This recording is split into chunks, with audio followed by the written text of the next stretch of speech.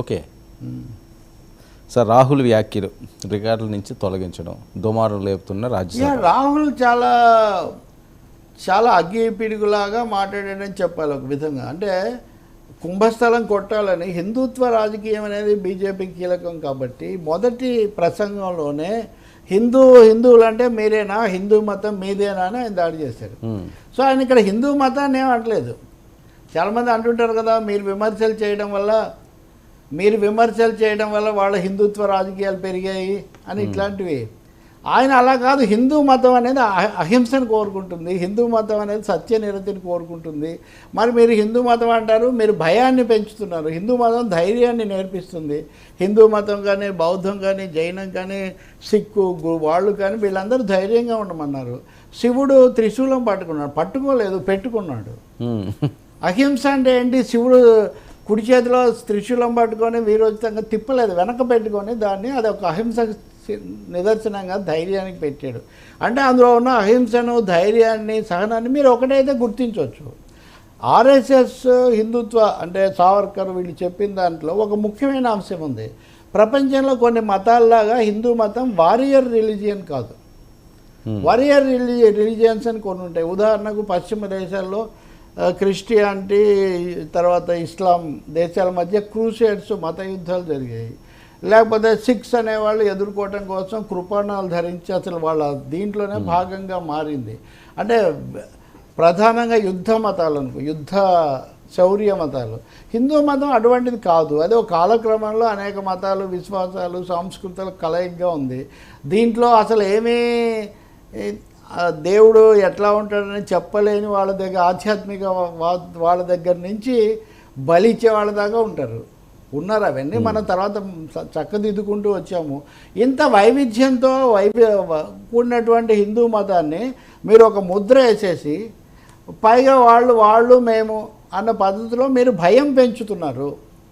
ఈ భయం అనేది హిందూ మతం కాదు, విద్వేషం హిందూ మతం కాదు అని చెప్పడానికి. అయితే ఇక్కడ తేడా ఎక్కడొచ్చింది? రాహుల్ గాంధీ మాట్లాడుతూ those who call themselves Hindus, ఎవరైతే మేము హిందువులం అని చెప్పుకుంటున్నారో వాళ్ళే ఇలా చేస్తున్నారని బీజేపీని, మోదీని ఉద్దేశించి అన్నారు. హిందువులుగా చెప్పుకునే వాళ్ళు అన్నావు కదా, కాబట్టి నువ్వు మొత్తం హిందూ మతం మీద దాడి చేసావు అని పెడితే ఇక్కడ కీలకమైన అంశము రాహుల్ గాంధీ నిప్పులు కక్కడమే కాదు, అపహాస్యం చేశారని చెప్పాలి మోదీని. ఏమనంటే ఇదిగో మా దేవుళ్ళందరూ మీరు ఈ చిత్రపటాలు చూపించకూడదు, సభలో ఫోటోలు చూపించకూడదు, ప్లకార్డులు చూపించకూడదు, శివజీని కూడా చూపించకూడదా, ఈశ్వరుని కూడా చూపించకూడదా? ఎలా చెప్తారు దీనికి జవాబు? అంటే మీరు మాట్లాడితే హిందూ మతం అనేవాళ్ళు ఈశ్వరుడి ఫోటో చూపిస్తే దానికి ఏ విధంగా మీరు అభ్యంతరం చెప్తారు? దాంట్లో అభ్యంతరం చెప్పాల్సింది ఏముంది? సో ఒక ఇరకటంలో పెట్టిన పరిస్థితి. మూడవది, ఇవన్నీ మనం మాట్లాడుకుంటాం, మనం మామూలు మనుషులము. కానీ Modi, our prime minister is not made of biological material. ఆయన జీవ పదార్థంతో తయారు కాలేదు. ఆయన నేరుగా దేవుడితో ఆయనకు సంబంధం ఉంటుంది. పరమాత్మ మోదీ ఆత్మతో నేరుగా మాట్లాడతారు. ఇది ఎంత అభాస్యం అంటే రాహుల్ గాంధీ మాట్లాడుతుంటే మోదీ లేచి అభ్యంతరం తెలిపే పరిస్థితి పార్లమెంట్లో ఎవరు ఎప్పుడు ఊహించలేదు. ఇప్పటివరకు అవతరాలు లేవటమే. ఒక్కసారి లేచిన తర్వాత మోదీ దాంట్లో ఉన్న సమస్య గుర్తించి ఇంక సైలెంట్గా ఆ తర్వాత అమిత్ షా వీళ్ళేదో లేవడానికి ప్రయత్నించారు. కానీ ఇంకొకటి స్పీకర్ మీద కూడా, స్పీకర్ గారు నేను వచ్చి నమస్కారం పెట్టాను, మీరు మామూలుగానే పెట్టారు, మోదీ వచ్చారు, మీరేమో శాంతం వంగిపోయి అంత చేశారు, అంత చేయాల్సిన అవసరం ఉందని స్పీకర్ కూడా తెలివిగా చెప్పాడు. నాకు సంస్కారం ఉంది, పెద్దవాళ్ళు వచ్చినప్పుడు ఎక్కువ వినయంగా ఉండమని, సమానస్తులతో సమానంగా చూడమని నాకు తెలుసు, అందుకని నేను అలాగే చేశానన్నారు. మాకు మీ మీద పూర్తి గౌరవం ఉంది, కానీ సభకు సంబంధించి మీరు సర్వాధినేత అనే ఒక అంశం కూడా మీరు దృష్టిలో పెట్టుకోవాలి. ఇలా అనేక కోణాల్లో రాహుల్ గాంధీ పార్లమెంటు ముఖ చిత్రం మారింది, లోక్సభ ముఖ చిత్రం మారింది. ఇంకా ఏకపక్షంగా మోదీ మంత్రజాలం ఒక్కటే చాలదు అనేది ఒకటి.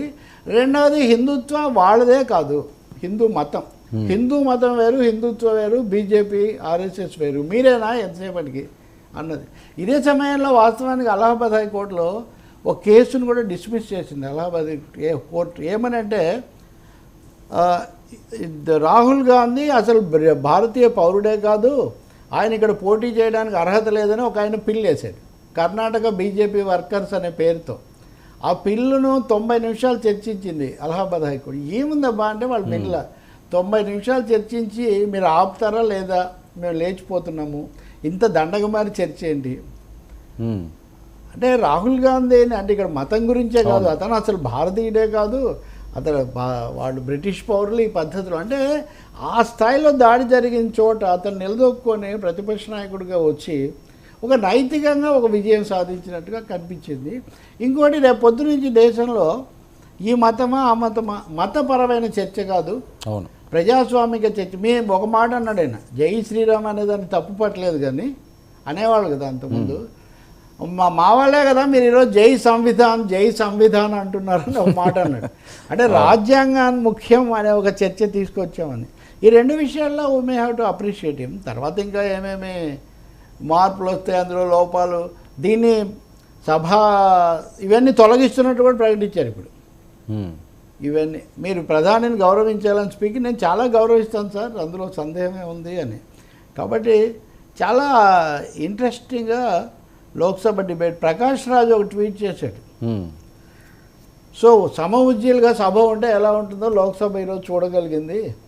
ఆరోగ్యకరమైన ప్రజాస్వామ్యానికి ఆరోగ్యకరమైన బలం కలిగిన ప్రతిపక్షం కావాలి. సో అది మనం ఈరోజు చూసాము. ఐ థింక్ రాహుల్ గాంధీని పప్పు అనేవాళ్ళు, పప్పు కాస్త నిప్పులు కురిపించాడు ఈరోజు అనేది మనం గమనించవచ్చు. ఇది కేవలం కాంగ్రెస్ కోణమే కాదు, అపోజిషన్ బ్లాక్ అని మనం అనుకోవాలి. సార్ దీని మీద ఏపీ బీజేపీ నేతలు రాహుల్ మీద దాడికి దిగారు, అలాగే వ్యాఖ్యలతోటి. పురంధేశ్వర్ గారు అనియండి, లేకపోతే హిందువుల్ని రాహుల్ మాటల దాడికి దిగారని కోట్లాది మంది రాహుల్ గాంధీ అవమానించారని కోట్లాది మందిని. అదే నేను చెప్పేది, ఆయన ఆక్షేపించింది, ప్రశ్నించింది, విమర్శించింది మోదీని, బీజేపీని. అది జనాలకి చుడుతున్నారు, దాన్ని మతానికి అదే వద్దనే ఇప్పుడు చెప్పేది. మీరు రాజకీయాలు చేసుకోండి, తప్పకుండా రాజకీయాలు, దేశ విషయాలు, మీ ఆర్థిక విధానాలు, మీ నాయకులు ఇవన్నీ మీరు చెప్పుకోండి. కానీ మీరే హిందువులు అంటే మేమే ఆంధ్రప్రదేశ్, మేమే తెలంగాణ, మేమే హిందూ మతము, మేమే అంటే ఎట్లా కుదురుతుందండి? ప్రజాస్వామ్యంలో అనేక పార్టీలు, అనేక మతాలు, అనేక వ్యవస్థలు ఉంటాయి. సో అందరికీ వాళ్ళ అదే కదా రాజ్యాంగం, బహుళత్వంతో కూడింది భారత రాజ్యాంగం. భిన్నత్వంలో ఏకత్వం, ఏకత్వమే చూడండి, భిన్నత్వం చూడకుండా అంటే కుదరదు. సరే పురంధేశ్వరి గారైనా ఇంకొకరైనా వాళ్ళ పార్టీని సమర్థించుకునే ఒక ప్రయత్నంలో ఇది చేస్తారు, కానీ వాళ్ళు అలాంటి చేయాల్సిన స్థితికి నెట్టడం కూడా ఒక విజయం ఇక్కడ. అవును, ఇప్పటివరకు అఫెన్సివే కదా, దే ఆర్ కమింగ్ ఫ్రమ్ ఒక డిఫెన్స్ నుంచి అఫెన్స్ చేయడానికి ఒక ప్రయత్నం చేస్తున్నారు. సో మమ్మల్ని ఎందుకు అన్నారని అడగట్లా, బీజేపీని విమర్శించారని అంటలేదు ఇక్కడ. ఇంకొచ్చి ఫైనల్గా కూడా ఒక వర్డ్ వేసాడు, అయోధ్య రాముడు కూడా మిమ్మల్ని ఓడిచి, అయోధ్యలో కూడా మీరు ఓడిపోయారు, అయోధ్య రాముడు కూడా మిమ్మల్ని ఆశీర్వాదం మీకు రాలేదన్న రాహుల్ రాటు తేలేరు. రాహుల్ రాటు తేలటం అదే ఈ ప్రజల దగ్గరికి వస్తే ఎవరైనా కొంచెం విషయాలు తెలుసుకుంటారండి. అతను చేసిన రకరకాల యాత్రలు ఇవన్నీ ఆయనకు చేసాయి, అయినా ఇంకా నేర్చుకోవాలి, ఇంకా గట్టిపడాలి, అందులో సందేహం లేదు. కానీ కాంగ్రెస్ కూడా ప్రజాస్వామికంగా